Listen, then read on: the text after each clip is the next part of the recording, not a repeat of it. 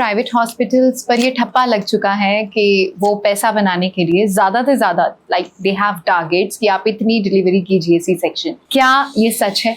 एक तो होता है रूटीन प्रेगनेंसी जो हमारा चल रहा है, कोई भी हाई रिस्क फैक्टर ऐड हो जाता है, जैसे कि अगर मदर इज डायबिटिक, उसकी प्रेगनेंसी में शुगर बढ़ गई है, या मदर की प्रेगनेंसी में बीपी बढ़ गया है, या उसकी बच्चेदानी में कोई बड़ा सा रसौली है जिसको हम फाइब्रॉइड भी बोलते हैं, कोई भी मेडिकल प्रॉब्लम, कोई भी सर्जिकल प्रॉब्लम, या अगर कोई भी हाई रिस्क फैक्टर प्रेगनेंसी में ऐड हो जाता है तो हम उसको बोलते हैं हाई रिस्क प्रेगनेंसी। पहले के टाइम पे होता था कि मदर्स को डिलीवरी के पास जाते बोला जाता था कि आप नीचे बैठ के पोछा लगाइए, काम करिए घर के। सो हाई रिस्क प्रेगनेंसी का मतलब ये नहीं है कि अब आपकी नॉर्मल डिलीवरी नहीं हो सकती। हाई रिस्क प्रेगनेंसी का मतलब ये भी नहीं है कि बस ऐसे बेड पे बैठे रहना है सारा दिन। हाई रिस्क प्रेगनेंसी भी एंड में पोछे लगा सकती है, वो भी डक वॉक कर सकती है, वो भी हर वो चीज कर सकती है। So high risk pregnancy is no contraindication to a normal delivery. तो क्या क्या चीजों को ध्यान रखना पड़ता है बिफोर प्लानिंग अ प्रेगनेंसी? आजकल रिस्क कोई नहीं लेना चाहता है, they want the perfect outcome. बहुत सारी ऐसी चीजें हैं जो अगर पेशेंट पहले हमें विजिट करता है तो हम उसके हाई रिस्क प्रेगनेंसी में बहुत सारे कॉम्प्लिकेशंस को अवॉइड कर सकते हैं। कोई प्रॉब्लम नहीं है, चेकअप हो चुका है, प्रेगनेंसी हो जाए और बाद में अगर कॉम्प्लिकेशंस आ जाती हैं तो इन केसेस में डॉक्टर्स कैसे मदद करते हैं? उनका इन्वेस्टिगेशंस होगा, मे बी कुछ फ्रीक्वेंट ब्लड टेस्ट होंगे ऐसे मदर के, कुछ फ्रीक्वेंट अल्ट्रासाउंड होंगे ऐसे मदर के। अल्ट्रासाउंड भी ज़्यादा होगा, ब्लड टेस्ट भी ज़्यादा होगा, monitoring of the baby end of the mother दोनों ज़्यादा होगा। किस तरह के केसेस आजकल आ रहे हैं? आजकल का जो सिनेरियो अगर मैं आपको सच में बताऊं तो people are getting married after 30 and they plan pregnancies around 35। तो अब every patient is a high risk patient. I always say that 30 से पहले एक बेबी और 35 से पहले दूसरा बेबी हो जाना चाहिए। वो लेट मैरिजेस की वजह से, believe me, probably this is the reason nowadays every patient is a high risk patient। Stress बहुत ज्यादा है। अब आसपास वाले सारे बोल रहे हैं कर लो, जल्दी करना है क्योंकि अब उम्र ढलती जा रही है। तो पहले तो स्ट्रेस की वजह से कंसीव नहीं होता। प्रेगनेंसी हर किसी का सपना होता है और उससे भी ज्यादा बड़ा सपना होता है हेल्दी प्रेगनेंसी होना। हेल्दी बॉडी जो होती है वो बहुत एक आजकल बून माना जाता है, लेकिन प्रेगनेंसी में अगर आप हेल्दी हैं तो वो सबसे बड़ी आज के तौर पर एक सौगात मानी जा सकती है, क्योंकि एक हेल्दी अगर माँ होगी तो बच्चा भी उतना ही स्वस्थ होगा। लेकिन आजकल का जो लाइफस्टाइल हम कह सकते हैं कि वो इस तरह का बन चुका है कि प्रेगनेंसीज के साथ बहुत हाई रिस्क फैक्टर्स ऐसे जुड़ जाते हैं जो कि मदर और लेटर ऑन बेबीज को भी बहुत नुकसान पहुंचा सकता है। और आजकल बहुत सारी ऐसी चीज़ें हम प्रेगनेंसी में सुनते हैं, जैसे किसी को हाइपरटेंशन की प्रॉब्लम हो जाती है, या फिर शुगर की प्रॉब्लम हो जाती है, या फिर पीसीओडी की अगर किसी को दिक्कत है और वो प्रेग्नेंट हो जाते हैं तो बहुत सारे डॉक्टर्स को मॉनिटर करना पड़ता है उनको प्रेगनेंसीज में। तो आज इसी इशू पर बात करने के लिए मेरे साथ डॉक्टर जुड़े हैं। मेरे साथ है डॉक्टर अश्वी अनुना डोगरा, जो कि सीनियर कंसल्टेंट एंड गायनेकोलॉजिस्ट हैं और लेप्रोस्कोपिक सर्जरी के मास्टर हैं, माहिर हैं वो मदरहुड हॉस्पिटल में। इसके अलावा she is also a director and founder at Medstar health care Mohali. Ma'am welcome. नमस्ते। तो मैंने आपका इंट्रोडक्शन दे दिया, तो हम आज हाई रिस्क प्रेगनेंसीज पर ही बात करने वाले हैं। सबसे पहले मैम यही question, what is high risk pregnancy? So high risk pregnancy Shikha एक ऐसी प्रेगनेंसी है जिसमें कोई ना कोई रिस्क फैक्टर ऐड हो जाता है। एक तो होता है रूटीन प्रेगनेंसी जो हमारा चल रहा है, और अगर उस रूटीन प्रेगनेंसी में कोई भी हाई रिस्क फैक्टर ऐड हो जाता है, जैसे कि अगर मदर इज डायबिटिक, उसकी प्रेगनेंसी में शुगर बढ़ गई है, या मदर की प्रेगनेंसी में बीपी बढ़ गया है, या कोई भी और मेडिकल डिसऑर्डर है उसको प्रेगनेंसी में, जैसे कि उसका प्रेगनेंसी में थायराइड के लेवल्स बढ़ गए हैं, या अगर उसको प्रेगनेंसी में या उसकी बच्चेदानी में कोई बड़ा सा रसौली है जिसको हम फाइब्रॉइड भी बोलते हैं, या अगर उसका जो प्रेगनेंसी हुआ है वो नेचुरल प्रेगनेंसी नहीं हुआ है, वो आईवीएफ कंसेप्शन है, हम इनको भी हाई रिस्क प्रेगनेंसी मानते हैं, या उसका यूट्रस के माउथ का जो लेंथ है वो शॉर्ट है, शॉर्ट सर्विक्स है उसका। तो ये सारी कोई भी मेडिकल प्रॉब्लम, कोई भी सर्जिकल प्रॉब्लम, या अगर कोई भी हाई रिस्क फैक्टर प्रेगनेंसी में ऐड हो जाता है तो हम उसको बोलते हैं हाई रिस्क प्रेगनेंसी। तो ये कुछ भी हो सकता है। तो क्या क्या चीज़ों को ध्यान रखना पड़ता है बिफोर प्लानिंग अ प्रेगनेंसी? अगर आप अभी तक हेल्दी हैं तो क्या लेटर ऑन आप बीमार हो सकते हैं? बिल्कुल बिल्कुल। तो शिखा, मैं सबको ये एडवाइस देना चाहूँगी, हमारे जितने भी यहाँ पे ऑडियंस हैं मैं उन सबको ये एडवाइस देना चाहूँगी कि जब भी आपने प्रेगनेंसी प्लान करनी है आप उससे पहले किसी भी गायनेकोलॉजिस्ट को ज़रूर मिलें। वो गायनेकोलॉजिस्ट आपको रिस्क प्रोफाइल को स्टडी करेगा। वो बताएगा कि आप कंसीव करने के लिए इस पॉइंट ऑफ टाइम पे फिट हो कि नहीं हो, क्या कोई हाई रिस्क फैक्टर है जिसको कि हम ठीक करके फिर आगे चल सकते हैं, क्या कोई ऐसा फैक्टर है उनके अंदर कि अगर वो ऑलरेडी डायबिटिक है तो वो चेक करेंगे कि अगर वो ऑलरेडी डायबिटिक है तो हम उसको कंट्रोल करके कंसीव करवाएंगे उसको। अगर वो ऑलरेडी हाइपरटेंसिव है तो हम उनको एक ऐसी दवाई शुरू करा देंगे जिससे वो पहले अपने बीपी को कंट्रोल करेंगी और फिर कंसीव करेंगे। या अगर वो ओबीस है, शी इज वेरी फैट, तो वी एडवाइज देम कि आप पहले अपना थोड़ा वेट रिडक्शन करो एंड देन प्लान प्रेगनेंसी। तो बहुत सारी ऐसी चीजें हैं जो अगर पेशेंट पहले हमें विजिट करता है तो हम उसके हाई रिस्क प्रेगनेंसी में बहुत सारे कॉम्प्लिकेशंस को अवॉइड कर सकते हैं। अगर उसको एपिलेप्सी है तो हम उसको ऐसे ड्रग्स पे डाल सकते हैं जो कि प्रेगनेंसी के लिए सेफ हैं। हम उसको एक अच्छे न्यूरोलॉजिस्ट के पास रेफर करके उसका रिस्क प्रोफाइल चेक कर सकते हैं कि is she fit enough to conceive at this particular point of time. अगर उसका थायराइड बढ़ा हुआ है तो उसकी पर्टिकुलर मेडिकेशन से हम उसका थायराइड कंट्रोल करके उसको फिर प्रेगनेंसी प्लान करने के लिए एडवाइस कर सकते हैं। सो बहुत इंपॉर्टेंट है कि पेशेंट जो है कंसीव करने से पहले गायनेकोलॉजिस्ट को ज़रूर विजिट करें। अगर किसी के जिस तरह से विदाउट एनी प्रॉब्लम्स, कोई प्रॉब्लम नहीं है, चेकअप हो चुका है, प्रेगनेंसी हो जाए और बाद में अगर कॉम्प्लिकेशंस आ जाती हैं तो इन केसेस में डॉक्टर्स कैसे मदद करते हैं? तो बेसिकली एक जो हाई रिस्क प्रेगनेंसी है उसमें हम शुरू से ही पेशेंट की काउंसलिंग बहुत इंपॉर्टेंट है। पेशेंट को पता होना चाहिए कि वो एक रूटीन रिस्क पेशेंट नहीं है, स्लाइटली हाई रिस्क पेशेंट है। तो इसलिए उसको अपनी एंटीनेटल विजिट्स जो हैं मिस नहीं करनी है। नॉर्मली हम एक एंटीनेटल पेशेंट को 4 वीकली बुलाते रहते हैं। हाई रिस्क पेशेंट को हम 4 वीक्स की जगह शायद थोड़ा सा जल्दी बुलाएंगे। शायद उसका शुगर हमें मॉनिटर करना होगा, बीपी मॉनिटर करना होगा, बच्चे की ग्रोथ को मॉनिटर करना होगा। अगर उसका सर्विक्स शॉर्ट है शायद हमने उसकी लेंथ को मॉनिटर करना होगा।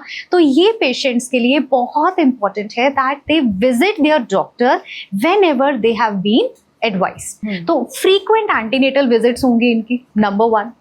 नंबर 2, ये वाले जो पेशेंट्स हैं इनको हम टारगेटेड अल्ट्रासाउंड्स तो कराएंगे ही कराएंगे, इसके साथ साथ maybe 1 or 2 extra ultrasound, maybe to monitor the growth of the baby, maybe to monitor the growth of the monitor the BP of the mother. तो कुछ ऐसे एक्स्ट्रा हम लोग उनका मॉनिटरिंग भी थोड़ा सा एक्स्ट्रा होता है। उनका इन्वेस्टिगेशंस होगा, मे बी कुछ फ्रीक्वेंट ब्लड टेस्ट होंगे ऐसे मदर के, कुछ फ्रीक्वेंट अल्ट्रासाउंड्स होंगे ऐसे मदर के, राइट। सो रूटीन से थोड़ा सा अल्ट्रासाउंड भी ज़्यादा होगा, ब्लड टेस्ट भी ज़्यादा होगा, monitoring of the baby end of the mother दोनों ज़्यादा होगा। तो इस वजह से उनका जो जब उनको डॉक्टर बुलाए तब उनको जाके दिखाना है, अपना नीडफुल इन्वेस्टिगेशंस, अल्ट्रासाउंड, ये सारी चीज़ें करानी है, राइट। एंड देन उसके हिसाब से फिर हम उनका प्लान बनाते हैं, डिलीवरी का प्लान। मैम जैसे आपने जो आपने बीमारियां बताई, like diabetes, thyroid issues, hypertension, fibroids, IVF, pregnancy, तो सबसे कॉमन जो प्रॉब्लम्स आ रही हैं आजकल प्रेगनेंसीज में वो कौन सी है? सबसे कॉमन अगर बोलें तो आजकल लाइफस्टाइल बहुत बदल गया। It always ultimately everything comes to the lifestyle, है ना। तो सेडेंटरी लाइफस्टाइल है, lots of poor eating habits and things like that. तो डायबिटीज बहुत आने लग गया प्रेगनेंसी में। Thyroid in pregnancy is nowadays very very common. Stressful lifestyle की वजह से young girls are having hypertension, PCOD हो जाता है। तो फिर वो uncontrolled PCOD gives them diabetes, it gives them hypertension. तो everything is related to yes, and BMIs भी सबके ज्यादा, एवरीबडी हैज हायर बीएमआईज। तो and they just want a baby and not aware कि उनको उससे पहले अपना वेट लूज कर लेना चाहिए एंड सो मच एल्स। तो अगर आप फिर बहुत ज़्यादा इम्पॉर्टेंट हो जाता है कि प्री कंसेप्शनली फॉलिक एसिड खाया हो। कंसीव करने से पहले अगर हम फॉलिक एसिड 3 मंथ्स पहले खा लेते हैं तो बच्चे में बहुत सारे न्यूरल ट्यूब डिफेक्ट्स में वो कंट्रोल हो जाते हैं। ओके, बट ये चीजें पता नहीं होती। तो वो प्री नेटल विजिट पे इंपॉर्टेंट है, और वो एंटीनेटल विजिट्स जो डॉक्टर आपको गाइड करते हैं एक हाई रिस्क प्रेगनेंसी में बहुत इंपॉर्टेंट हो जाते हैं। अगर किसी का डायबिटीज अनकंट्रोल्ड है, मतलब you are not visiting as doctor has advised you, और उस बंदे का डायबिटीज जो है अनकंट्रोल चला गया, तो बहुत मिसकैरेज हो सकता है।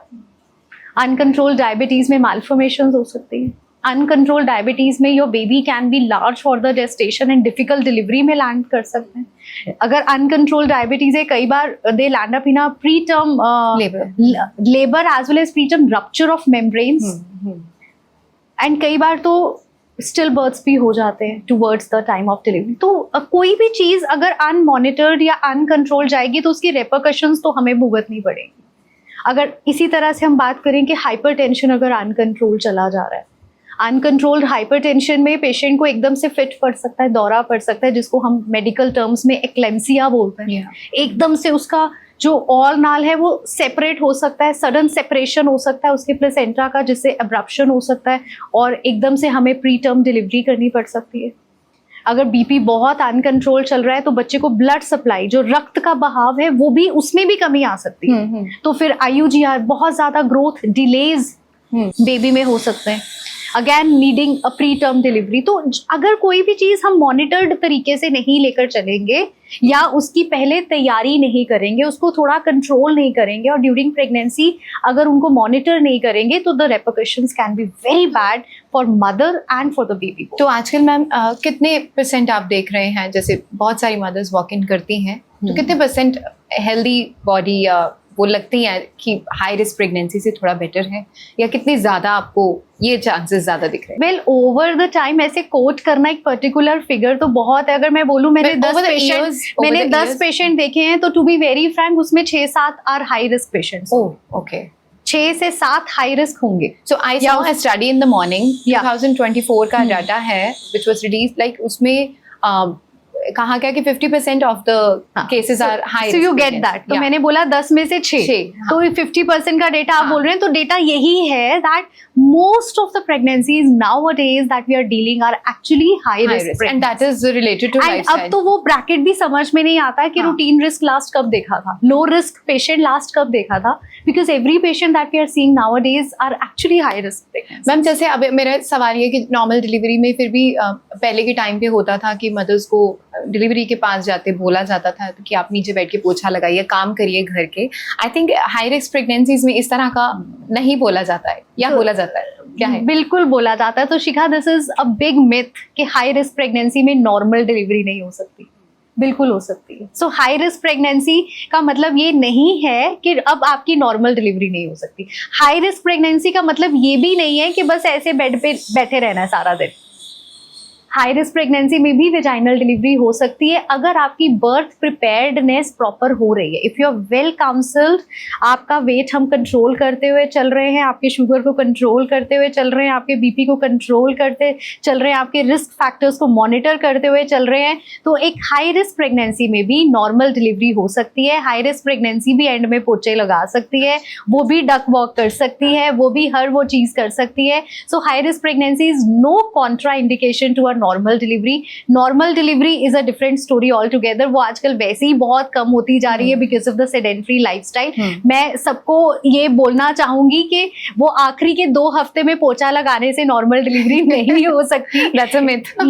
yes मतलब इट डज हेल्प, ऑब्वियसली उसका नुकसान कोई नहीं होता, बट पूरा प्रेगनेंसी हम बेड पे लेटे हुए और हम लास्ट के 2 हफ्तों में पोछा लगा लेंगे एंड वी आर एक्सपेक्टिंग कि हमारी नॉर्मल डिलीवरी हो जाएगी। This is not going to happen. You have to train your body throughout the pregnancy. आपने थ्रू आउट द प्रेगनेंसी आपका स्ट्रेचिंग करना है, योगा करना है, पेल्विक फ्लोर एक्सरसाइजेस करनी है, डीप ब्रीदिंग करनी है, स्क्वाट्स करने हैं, डीप स्क्वाट्स करने हैं। ऑब्वियसली अपने डॉक्टर से बात करने के बाद ही आपने ये सारी चीजें करनी है। बट वो जो प्रिपेयर्डनेस है, this is exactly what we want people to know today कि प्रिपेयर्डनेस प्री प्रेगनेंसी शुरू हो जाएगी। मतलब ये प्रिपेयर्डनेस हमने नॉर्मल डिलीवरी करानी है, should start before you get pregnant.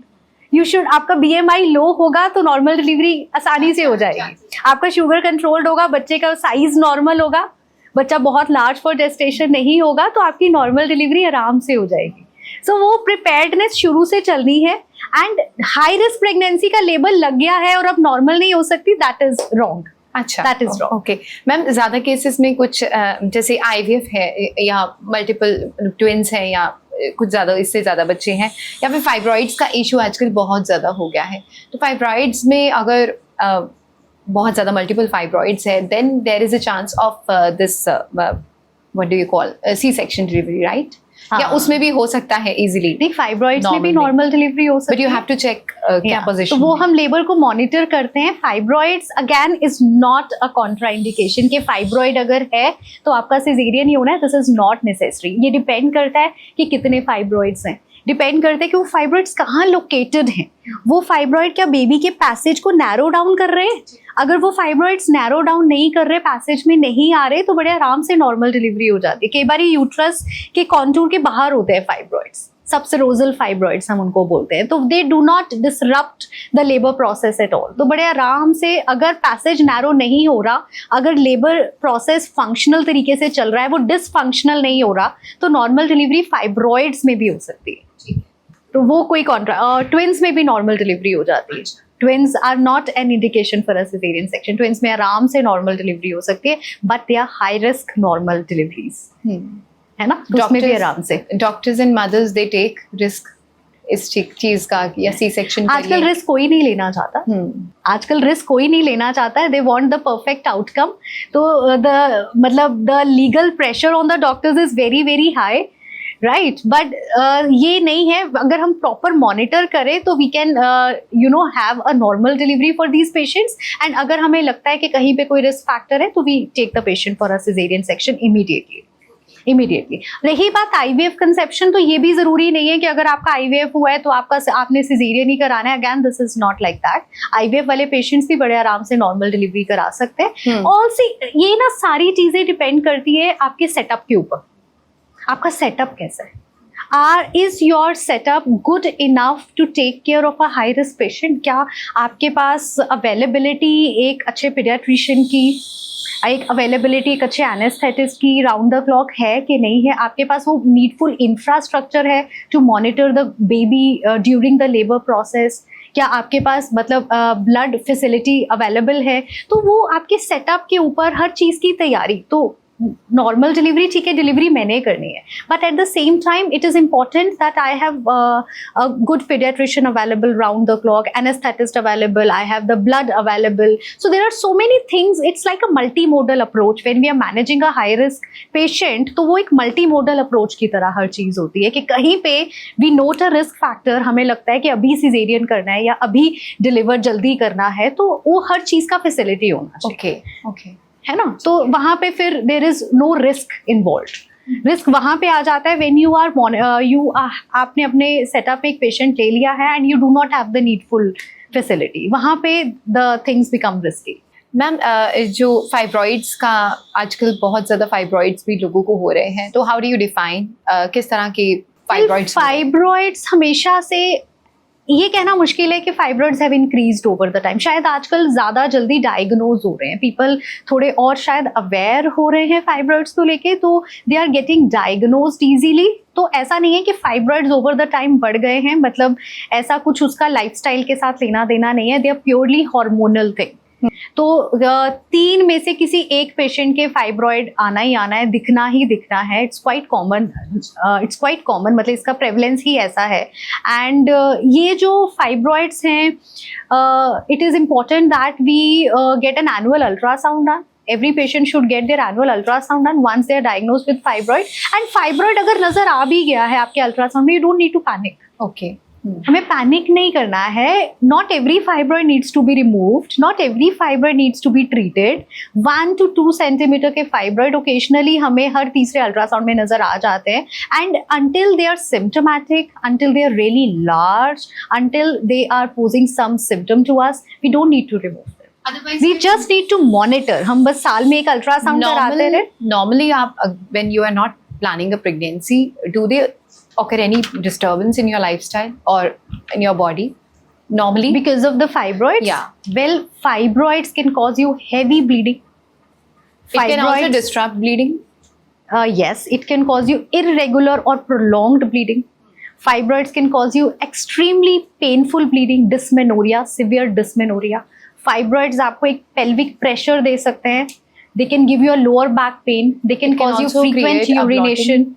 Blotting create कर सकते हैं अगर fibroids. बहुत बड़ा है तो. अच्छा. अगर बहुत बड़ा है तो फाइब्रॉइड्स bulge create कर सकते हैं. बिल्कुल बल्ज क्रिएट कर सकते हैं. अवेयरनेस ऑफ अ मैस हो सकता है. और अगर आपकी फाइब्रॉइड के साथ प्रेगनेंसी हो गई है, फाइब्रॉइड कैन कॉज अबॉर्शन.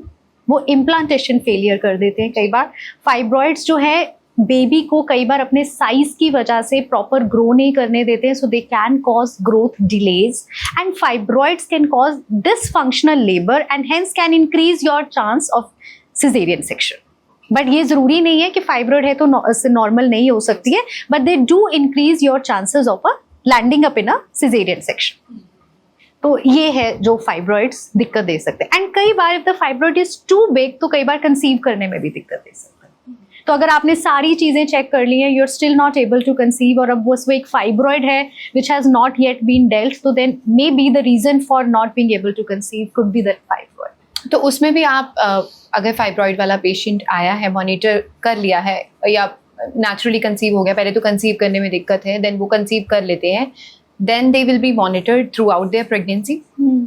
मतलब बस उनकी ग्रोथ को हमने असेस करते रहना है। तो हम पेशेंट का न्यूट्रिशन पे थोड़ा एक्स्ट्रा फोकस दे देते हैं कि आप अपने न्यूट्रिशन का एक्स्ट्रा ध्यान रखो कि this fibroid can just hamper proper growth of the baby, क्योंकि वो साइज ऑक्यूपाई कर लेता है ना। नाउ द यूट्रस की कैविटी के अंदर स्पेस कम है, तो स्पेस कम है तो बच्चा बेचारा उतना ही ग्रो कर पाता है। तो वी कीप मॉनिटरिंग, पर ऐसा नहीं है बड़े बड़े, I think I remember a patient of mine, I removed a 15 centimeter fibroid for that patient along with the cesarean section itself and 3 kg का baby हमने deliver किया था। That's great.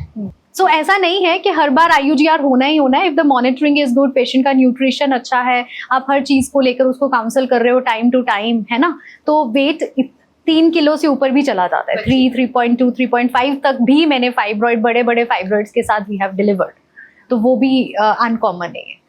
अच्छा मैम, कोई क्रिटिकल केसेस का आपको कुछ याद हो, किस तरह के केसेस आजकल आ रहे हैं? वेल बहुत सारे, देखो क्रिटिकल केसेस, अब आजकल का जो सिनेरियो अगर मैं आपको सच में बताऊं तो people are getting married after 30 and they plan pregnancies around 35। तो अब every patient is a high risk patient. What is the right age to get pregnant? अभी मतलब जो healthy pregnancy, अगर एक ऑब्स्टेट्रिशियंस पर्सपेक्टिव पूछो तो आई ऑलवेज से दैट 30 से पहले एक बेबी और 35 से पहले दूसरा बेबी हो जाना चाहिए। बट सिनेरियो बहुत अलग हो गया है, वो लेट मैरिजेस की वजह से, believe me probably this is the reason nowadays every patient is a high risk patient. अब वो जब सोचते हैं कि हमने कंसीव करना at their 34, 35 and they plan their pregnancies, पहले तो कंसीव नहीं हो रहा। क्यों नहीं हो रहा? कि अब क्योंकि अब पैनिक सिचुएशन, अब स्ट्रेस बहुत ज्यादा है। अब आसपास वाले सारे बोल रहे हैं कर लो, जल्दी कर लो, जल्दी करना है क्योंकि अब उम्र ढलती जा रही है। तो पहले तो स्ट्रेस की वजह से कंसीव नहीं होता, समझ लो। फिर स्ट्रेस की वजह से हाइपरटेंशन भी हो रहा होता है, वेट भी गेन हो रहा होता है। तो हम अगर कंसीव कर भी जाते हैं तो we are again a high risk pregnancy. अब ये जितना 35 के बाद थोड़ा सा रिस्क फैक्टर बढ़ने लग जाता है, we call it elderly gravidas after 35 years of age. तो ये एल्डरली ग्रेविडास एजिंग के साथ साथ कुछ कुछ कॉम्प्लिकेशंस ने आना ही आना है। इसी वजह से IVF भी ज़्यादा कॉम्प्लिकेटेड होती हैं, बिकॉज वो यूजली एजड पेशेंट्स होते हैं, तो उनमें कॉम्प्लिकेशंस स्लाइटली ज़्यादा होते हैं just because of the age itself. वो कुछ आपके हाई रिस्क फैक्टर्स, हाइपरटेंशन, कुछ कुछ ऐसी चीज़ें ऐड होने लग जाती हैं। ठीक है, तो जब IVF के लिए कोई पेशेंट जा रहा है तो what is the correct age कि आप IVF ले और वो सक्सेसफुल हो? IVF के लिए करेक्ट एज, ऐसे कोई एज नहीं है IVF के लिए। मतलब अगर आपका AMH level is very very low, you might be advised IVF even at your early 30s, at your early 30s। And हो सकता है कि 40s तक भी आपका AMH बहुत अच्छा हो sometimes. What is AMH? AMH है हमारा एग बैंक, ठीक है, एग फॉर्मिंग पोटेंशियल। हम we are all born with एक particular egg bank in our body, and वो डाउन द लेन उस वहाँ से फॉलिकल रिलीज होते रहते हैं, ओव्यूलेशन होता रहता है। तो वो जो एग बैंक है, जैसे एक बैंक में पैसे खत्म होते रहते हैं, तो ऐसी एग बैंक में हमारे जो एग्स हैं वो भी एज के साथ साथ कम होते जाते हैं। तो AMH एक ऐसा ब्लड टेस्ट है जो कि हमारे एग रिजर्व को रिफ्लेक्ट करता है। तो ये egg reserve down the lane it continues to fall and hence the conceiving potential also down the lane falls. तो IVF इंक्रीजिंग एज के साथ साथ ऑब्वियसली हमारा IVF का जो होने का जो टेंडेंसी है वो बढ़ता जाता है because of the falling reserve. But ऐसा 30 years ऑफ लाइफ में भी we might offer IVF to some patient अगर उसका क्वालिटी बहुत पुअर है या एजूस्पर्मिया है या स्पर्म्स बिल्कुल अच्छे नहीं है, तो वो एज एज सच डिफाइन करना मुश्किल है कि किस एज पे IVF होता है। तो IVF किसी भी एज पे हो सकता है। हाँ, इंक्रीजिंग एज में ट्रेंड थोड़ा ज्यादा बढ़ जाता है। हाँ, अभी IVF के भी बहुत केसेस आने लगे हैं, ओवर द टाइम ही हुआ है ना? यस, बियॉन्ड फ्रॉम मतलब व्हाट ये चेंजिंग, ये मतलब चेंजिंग लाइफस्टाइल की रेपरकशन ही है that down the lane the IVF conceptions have also started increasing. Poor lifestyle, सारी बातें ना मैं हमेशा कहती हूँ कि घूम फिर के they come on the modernisation और the urbanisation that has happened down the lane. ये अर्बनाइजेशन का भुगतान है जो हम सबको डाउन द लेन करना पड़ेगा ही. Lifestyles have become sedentary, we are only hooked to our phones and we hardly move at all, right. तो वो जब BMI ने हाई होना है, फिर PCOD ने भी होना है, थायराइड ने भी होना है, फिर उसके हाइपरटेंशन ने भी होना है, एंड स्ट्रेस लेवल ने भी बढ़ना है, and then ultimately IVF is the last answer. ये जितनी भी डिजीजेस है सारी मैम, ये सब हार्मोनल डिजीजेस ही बोलेंगे हम, जितना भी हाई रिस्क में आ रहे हैं? Not really, no, not hormonal always. ये लाइफस्टाइल डिजीजेस ही हैं. एंड अदरवाइज कोई और भी आपको मेडिकल प्रॉब्लम हो सकती है. Again you become a high risk pregnancy. मतलब हर चीज ने लाइफस्टाइल की वजह से नहीं होना है, it's not necessary. But then कुछ और भी सर्जिकल प्रॉब्लम्स, मेडिकल प्रॉब्लम्स अगर आपकी प्रेगनेंसी के साथ हैं तो आप हाई रिस्क प्रेगनेंसी बन ही जाते हो. तो it's not always because of the lifestyle के हम बोले कि दिक्कतें हो रही हैं.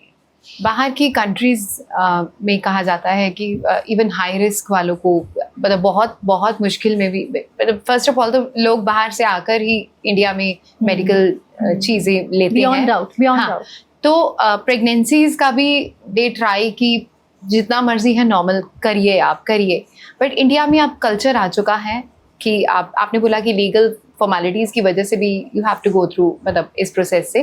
तो इतना क्यों हो रहा है कि every third pregnancy, every fourth pregnancy is C-section delivery, every delivery is C-section delivery nowadays. तो एक तो वही बियॉन्ड डाउट, लोग आजकल पहले 8-8, 9-9 बच्चे करते थे, एंड उसमें कोई एक आध अगर खराब भी हो जाती थी प्रेगनेंसी तो कोई ज़्यादा मतलब उतना फर्क नहीं पड़ता था लोगों को, है ना. 8-9 बच्चे उसमें से, हर हमारे दादी नानियों के पास कहानियां हैं कि 8-9 हुए थे, फिर एक डिलीवरी पे एक्सपायर हो गया था और 1-2 साल बाद एक्सपायर हो गया था. तो वो सिनेरियो बड़ा अलग था. उस जमाने में जो पेरीनेटल मोर्टालिटी रेट था वो समवेयर अराउंड 30% था. मैम उस टाइम पे आप देखिए कि ये जो प्रीनेटल विटामिन्स हो गए या इस तरह की मेडिसिन इतना नहीं था, कुछ नहीं लेता, बट दैट वाज स्टिल मतलब एक हेल्दी प्रेगनेंसी हो जाती थी. ऑर्गेनिक खाते थे. हाँ, ऑर्गेनिक खाते थे.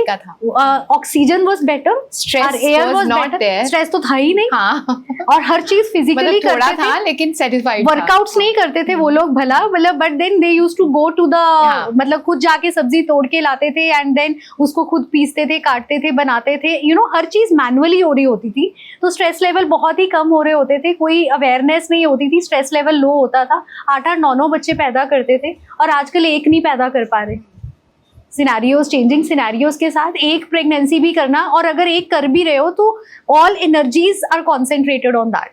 तो लोग आजकल 2 चाइल्ड नॉर्म से भी अभी आई गेस 1 चाइल्ड नॉर्म, तो 1 या 2 बच्चे लोग करते हैं. And even after the problems they say कि we don't want any child. And they don't want any risk.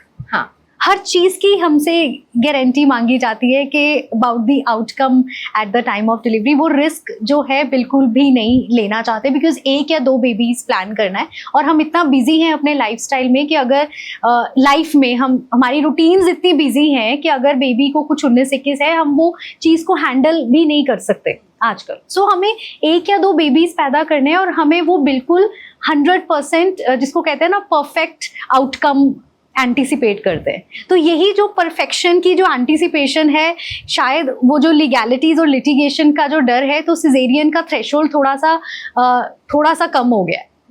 मतलब रिस्क हम पेशेंट्स लेना नहीं चाहते एंड सो डू वी, हम भी नहीं लेना चाहते. दूसरा, बियॉन्ड डाउट अगर वेट ज़्यादा है, हम चले फिरे नहीं हैं, हम पूरी प्रेगनेंसी हम रेस्ट कर रहे हैं, हम पूरी प्रेगनेंसी लेटे हुए हैं, तो beyond doubt the pelvis are not as good. अब हम मैं सबको बोलती हूँ इंडियन टॉयलेट्स नहीं यूज़ करते हैं, तो वही एक एग्जाम्पल है कि पेल्विक फ्लोर मसल तो कहीं पे उसका कुछ हम मतलब ये not strengthening the muscle at all. पोचे हम नहीं लगा रहे, इंडियन टॉयलेट्स हम नहीं यूज़ कर रहे. पेल्विक फ्लोर मसल कहाँ से, मतलब वो लास्ट के 2 हफ्ते के पोचे से पेल्विक फ्लोर मसल स्ट्रांग नहीं होती है. And then I think we have also become very fearful of pain. Pain tolerance भी as such काफी कम हो गया. नॉर्मल डिलीवरी का यूजिंग. अच्छा, फियर ऑफ दैट पेन जो है वो बहुत ज्यादा बढ़ गया है. मतलब हमारा पहले की लेडीज की वो जो पेशेंस, टॉलरेंस बहुत ज्यादा थी। अब हम स्टैमिना भी उनका बहुत अच्छा स्टैमिना भी ज्यादा था, दे वर मोर फिजिकली फिट, दे वर मोर फिजिकली फिट। आज भी मतलब मैं कई बार हम हंसते हैं, the labour class they have much better pelvis, they are much because they are working throughout their pregnancy, मतलब सारे काम they are doing। हाँ, तो वो जो है वो अपने आप ही उनकी नॉर्मल डिलीवरी स्मूथली, तो ना तो घी पीने से नॉर्मल डिलीवरी एंड में हो जाती है, ना ही लास्ट के कुछ दिनों में पोछा लगाने से। तो the preparedness has to come from the very beginning. चलो ठीक है, हम फिजिकली वो काम नहीं कर रहे, तो the exercises, pelvic floor exercises properly करना बहुत ज़रूरी है। तो सिजेरियन एक तो फियर ऑफ पेन की वजह से हो जाता है सिजेरियन, दूसरा हमारी आउटकम की जो अपेक्षा है कि सब कुछ परफेक्ट होना चाहिए, उस वजह से the threshold for the gynaecologist has also fallen a little, है ना। तो वो थोड़ा जल्दी डिसीजन ले लेते हैं शायद, because nobody wants to take the risk at all. And caesarean again diabetic mother होगी, बच्चा बड़ा होगा, डिफिकल्ट डिलीवरी के एंटिसिपेशन में कई बारी it is a joint decision by the patient and by the doctor both for a caesarean section. तो इस वजह से प्रीवियस अब बहुत सारे लोग प्रीवियस सिजेरियंस हो गए हैं, तो उनका तो नेक्स्ट टाइम चांसेस सिजेरियन में लैंड करने के बढ़ ही जाते हैं। अगर फाइब्रॉइड्स हैं अगैन, तो बड़ा फाइब्रॉइड है अगैन, अगर वो पैसेज में आ रहा है सिजेरियन हो जाना है। अगर मदर बहुत स्ट्रेस में है, कई बार इन यूट्रो बेबी पॉटी कर देता है, मेकोनियम हो जाता है, अगैन सिजेरियन हो जाना है। अगर बीपी बढ़ा हुआ है, प्लेसेंटा टाइम से पहले सेपरेट हो गया, अब्रप्शन हो गया, again they land up in a caesarean. तो मतलब आजकल शायद कुछ तो लाइफस्टाइल की वजह से, कुछ हमारे बॉडी हैबिट्स की वजह से चेंजिंग, कुछ तो लीगल प्रेशर की वजह से, कुछ तो 2 child only and the perfect 2 child outcome के प्रेशर की वजह से। IVF प्रेगनेंसी है, इतना फाइनेंशियली, मेंटली, फिजिकली हम उस चीज़ में इन्वेस्टेड होते हैं, तो अल्टीमेटली उसमें भी हमें ये होता है कि आउटकम बिल्कुल परफेक्ट होना चाहिए। तो IVF में इस वजह से कई पेशेंट्स रिफ्यूज़ कर देते हैं, हमने ट्रायल नहीं लेना है। बड़ी बार ऐसे होता है कि मैम नॉर्मल होना चाहिए, मैम नॉर्मल होना चाहिए, ऑल 9 मंथ्स मेरे से गारंटी ले रहे होते हैं पेशेंट की mother in law, husband, normal हो जाएगी, नॉर्मल हो जाएगी। एंड देन ड्यूरिंग जैसे ही पेशेंट लैंड करती है in the labour pain, caesarean कर दो, जल्दी कर दो, इससे तो पेन नहीं सहन हो रही है। हस्बैंड के मुझे फ़ोन आ जाते हैं साथ के साथ ही, मैम जल्दी जल्दी आ जाओ, बस जल्दी, इससे पेन नहीं सहन हो रही है। उस समय हम टॉलरेट भी नहीं कर पा रहे हैं लेबर पेन, और आजकल हम देख भी नहीं पा रहे हैं अपने किसी उसको पेन में, तो वो हर तरह से चीज़ें बदल रही हैं। अच्छा मैम, क्या सी सेक्शन डिलीवरी के लॉन्ग टर्म में रिस्क रहते हैं, या जितना भी धारणाएं हैं they are all are myths? Well हाँ, दे आर ऑल मिथ्स। तो एक्चुअली मैंने ऐसा देखा है कि एक डिफ़िकल्ट डिलीवरी से कहीं बेटर रहता है एक क्लीन सिजेरियन सेक्शन। मतलब हमें मैं सब पेशेंट्स को बोलती हूँ कि आपको जो गारंटी मैं दे रही हूँ वो दे रही हूँ एक हेल्दी मदर और हेल्दी बेबी की। इस चीज़ की मैं आपको गारंटी दे रही हूँ। 100% कोशिश करने की आपको गारंटी देती हूँ वेजाइनल डिलीवरी की, जब तक कि I am not anticipating any risk to the baby और टू द मदर। वहाँ पे I will take a decision for a caesarean section, आपको हर चीज़ एक्सप्लेन करके, हर चीज़ आपको काउंसल करके, आपको आपसे हर चीज़ का कंसेंट लेके, वहाँ पे we will take a decision for a caesarean section. तो नॉर्मल डिलीवरी की गारंटी मैं कभी किसी को नहीं दी। क्या प्री टर्म डिलीवरीज बहुत ज़्यादा रेट रहता है इन हाई रिस्क प्रेगनेंसी में? यस रहता है। जब हाइपरटेंशन अनकंट्रोल्ड होगा तो you can land up in a pre term delivery. अगर आपको देयर इज रिस्क कि आपको प्री एक्लेम्सिया हो सकता है, क्लेम्सिया हो सकता है, अब्रप्शन हो सकता है, या अगर इनमें से कोई चीज़ आपको हो ही जाती है ड्यूरिंग द प्रेगनेंसी, तो you can land up in a pre term delivery. अगर आपका डायबिटीज़ अनकंट्रोल्ड जा रहा है, कई बार उसकी वजह से हमें टाइमली डिलीवरी प्लान करना पड़ता है। कई बार डायबिटीज़ अनकंट्रोल्ड की वजह से प्रीमेच्योर रप्चर ऑफ मेम्ब्रेन्स हो जाते हैं, तो तब भी प्री टर्म डिलीवरी हो सकता है। कई बार ये फाइब्रॉइड जो है वो प्री टर्म लेबर शुरू कर देता है। It does not let the pregnancy advance till the term.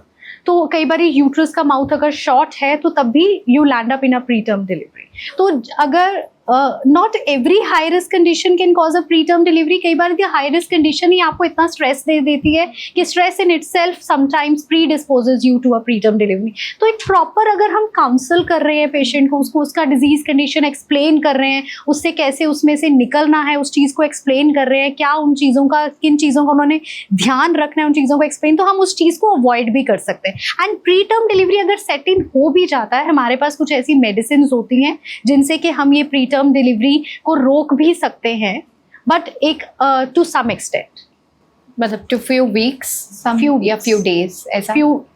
few days वो डिपेंड करता है, we individualise it from patient. तो उसके बाद हमारे पास ऐसी मेडिसिन होती हैं जिनसे हम रोक सकते हैं, पर हम रोक किस हद तक सकते हैं, उससे कोई रिस्क तो नहीं हो जाएगा मदर को या बेबी को, तो वो चीज़ें भी इम्पोर्टेंट. मैम आजकल प्राइवेट हॉस्पिटल्स पर ये ठप्पा लग चुका है कि वो पैसा बनाने के लिए ज़्यादा से ज़्यादा लाइक दे हैव टारगेट्स कि आप इतनी डिलीवरी कीजिए सी सेक्शन.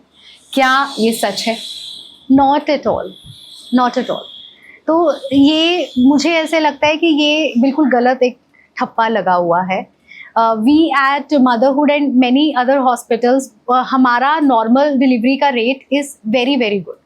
सो इट वो I don't know why that thappa comes on the gynecologist itself. In fact, that thappa is on the patient itself जो refuse कर देते हैं लेबर पेन लेना. वो खुद ही लेबर पेन लेना नहीं चाहते. प्रॉब्लम यहाँ पे आता है कि जब वो सिजेरियन सेक्शन गवर्नमेंट हॉस्पिटल में होता है तो कहते हैं कि ये तो होना ही था, और जब वो प्राइवेट में होता है तो बहुत सारे क्वेश्चन मार्क्स लग जाते हैं. सिजेरियन रेट्स और नॉर्मल डिलीवरी के रेट्स क्या किसी ने जाके कभी कंपेयर करे हैं? So nobody has compared that, है ना. और बाकी मैं यही बोलूँगी कि सब एक जैसे नहीं होते. तो एक गायनेकोलॉजिस्ट सिजेरियन में भी जल्दी उसका थ्रेशोल्ड लो हो सकता है सिजेरियन का, और एक गायनेकोलॉजिस्ट का प्राइवेट में भी थ्रेशोल्ड फॉर सिजेरियन हाई हो सकता है. तो वो रिस्क फैक्टर्स पे डिपेंड करता है, वो उसकी चॉइस पे नहीं डिपेंड करता. एक गायनेकोलॉजिस्ट हमेशा जब ये डिसीजन लेती है तो वो उसने जो पढ़ा है, जो लिखा है, जो उसके एथिक्स बोलते हैं, वो उस हिसाब से ही वो डिसीजन लेते हैं. रेस्ट इट डिपेंड्स के मतलब आपका ट्रस्ट डॉक्टर के साथ कैसे बना है, नहीं बना है, उसमें सलाह देना चाहेंगी आजकल जिस तरह का लाइफस्टाइल है, जिस तरह के डिसीजेज हैं, अगर किसी को जो भी प्रॉब्लम्स हैं but they want a baby, तो how should they plan? So I would only suggest everybody for a pre-conceptional counseling before you plan your pregnancy. एक तो मतलब timely marriage and timely conception plan होना चाहिए, number 1. Number 2, एक pre conceptional counselling is very very important. उस counselling में you will be checked for any medical और any surgical problem जो कि आपको प्रेगनेंसी में दिक्कत दे सकती है. आपको पेरी कंसेप्शनल फॉलिक एसिड के बारे में पता होना चाहिए कि आपने 3 months पहले फॉलिक एसिड शुरू कर लेना चाहिए. आपने प्रेगनेंसी से पहले अपना वेट ज़रूर cut down your weight before you plan your pregnancy. और अगर आपको कोई भी मेडिकल या सर्जिकल प्रॉब्लम है तो उस पर्टिकुलर माहिर जो डॉक्टर है आप उनके पास जाके अपना डिजीज रिस्क या रिस्क स्ट्रैटिफिकेशन, आप अपना रिस्क प्रोफाइल कम कर सकते हो. तो my take home message is beyond doubt that yes we are modernising down the lane, urbanise हो रहे हैं हम down the lane, but let us take care of our health, let us take care of our lifestyle, what we are eating, what we are doing.